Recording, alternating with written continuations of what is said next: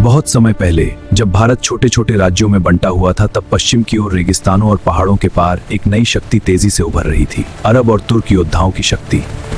उनकी तलवारें तेज थीं, घोड़े हवा से बातें करते थे और उनके मन में था नई भूमि जीतने का सपना।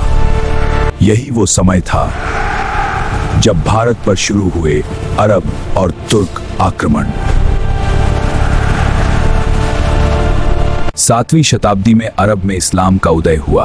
कुछ ही वर्षों में अरब सेनाओं ने सीरिया, मिस्र, ईरान और मध्य एशिया तक विजय प्राप्त कर ली। अब उनकी नजर थी भारत पर। भारत उस समय धन दौलत से भरा देश माना जाता था। सोना, मसाले, रेशम, हीरे, दुनिया भारत को सोने की चिड़िया कहती थी। लेकिन भारत की सबसे बड़ी कमजोरी थी राजाओं की आपसी लड़ाई। कोई एक शक्तिशाली साम्राज्य पूरे भारत को एकजुट नहीं कर पा रहा था। सन 711 ईस्वी में इराक का शक्तिशाली गवर्नर था हज्जाज बिन यूसुफ। मैं हज्जाज बिन यूसुफ हूं, इराक का गवर्नर। उसने अपने युवा सेनापति मोहम्मद बिन कासिम को भारत भेजा। उस समय सिंध पर शासन करते थे राजा दाहिर। हज्जाज ने सिंध के राजा दाहिर से मदद मांगी, लेकिन जब मदद नहीं मिली तो उसने इसे युद्ध का बहाना बना लिया। मोहम्मद बिन कासिम सिर्फ 17 साल का था, लेकिन उसकी सेना बेहद खतरनाक थी।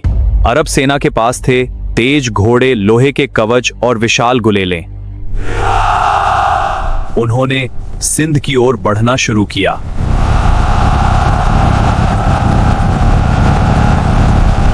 राजा दाहिर ने पूरी बहादुरी से युद्ध किया। सिंध की धरती पर भयंकर युद्ध हुआ। तलवारों की टकराहट, घोड़ों की दौड़ और चारों ओर युद्ध का शोर। लेकिन अरब सेना तकनीक और रणनीति में आगे थी।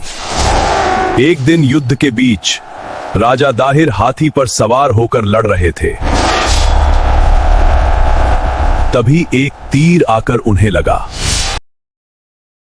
राजा दाहिर वीर गति को प्राप्त जीतने के बाद अरबों ने भारत के अंदर और आगे बढ़ने की कोशिश की।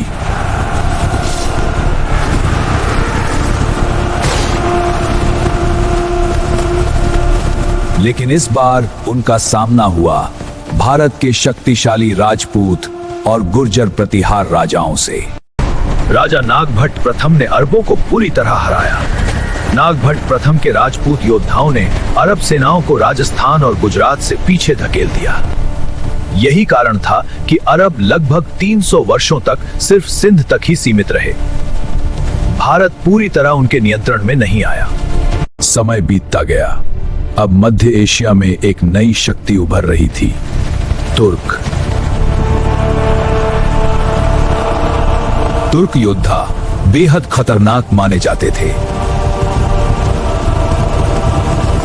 वे घुड़सवारी और तीरंदाजी में माहिर थे। उनकी सेना बिजली की तरह हमला करती थी। धीरे धीरे तुर्क शासकों ने अफगानिस्तान और आसपास के क्षेत्रों पर कब्जा कर लिया।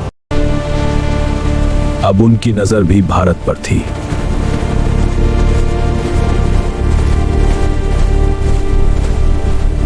ग्यारहवीं शताब्दी। अफगानिस्तान में गजनी नामक स्थान से एक शासक उभरा, महमूद गजनवी। उसका लक्ष्य था भारत की अपार संपत्ति लूटना।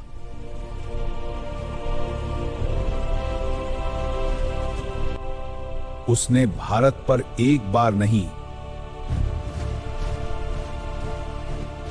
बल्कि 17 बार आक्रमण किया। उसने कई मंदिरों और नगरों को लूटा, लेकिन उसका सबसे प्रसिद्ध हमला था सोमनाथ मंदिर पर।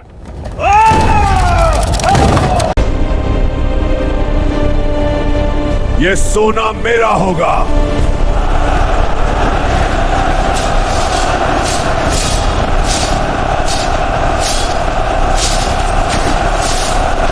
भयंकर युद्ध हुआ, लेकिन अंत में गजनवी ने मंदिर पर कब्जा कर लिया। कहा जाता है कि वह वहां से इतना धन लूटा कि ऊंटों की लंबी कतारें भर गईं। इस घटना ने पूरे भारत को हिला दिया। अब भारत में राजपूत शक्तियां मजबूत थीं।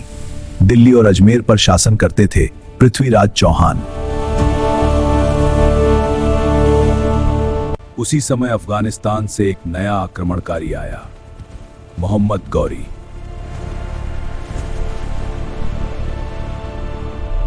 उसी समय अफगानिस्तान से एक नया आक्रमणकारी आया, मोहम्मद गौरी। उसका उद्देश्य सिर्फ लूट नहीं था, वह भारत में स्थायी शासन चाहता था। सन 1191 तराइन का प्रथम युद्ध।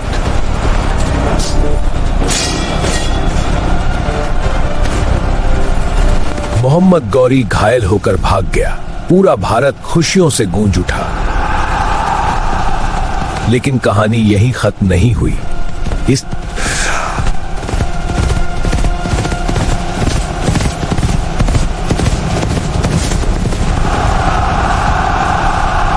एक साल बाद मोहम्मद गौरी फिर लौटा।